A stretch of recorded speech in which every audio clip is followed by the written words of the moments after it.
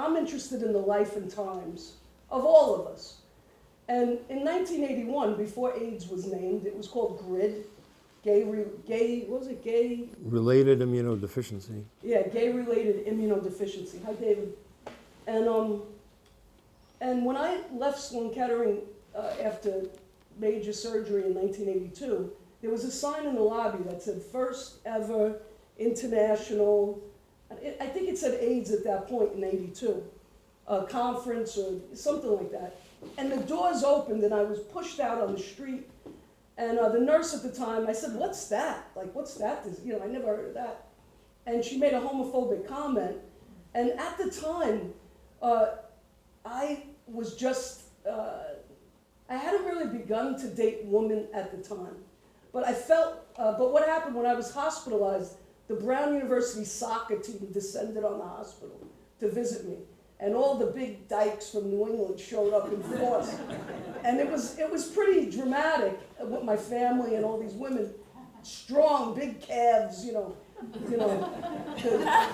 ran the Providence Hills, I don't remember, and there were signs on the Providence Hills on the street saying, you're almost made it, keep going. And the crew team would run up the hills, and these were some, massive women. And then I started dating women after that, because, on chemo, if I dated a guy at Brown, and I went home with his mother, and I said, here, can you put my bleomycin in the refrigerator?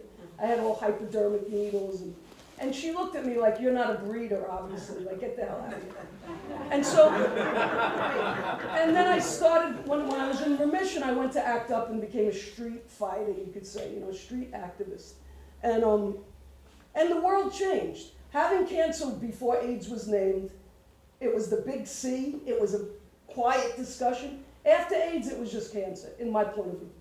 The other thing is that, I come from a background of severe violence as a child. I was asthmatic my whole life, and I'd been to every emergency room. St. Vincent's was fantastic, and we mourn that they took it away from us. Every emergency room with asthmatic attacks constantly. And when those emergency rooms were filled with gay kids, I couldn't believe it. I was like, wait, it's like the clubs in here. All of a sudden the emergency rooms look like the gay clubs. And so the world changed. And how I also think of things, we went from the boom box to the Sony Walkman with these little headphones. And all of a sudden we weren't sharing music anymore. And we went into isolation. And so I think of 81, just like 2020, as a turning point, like 1945.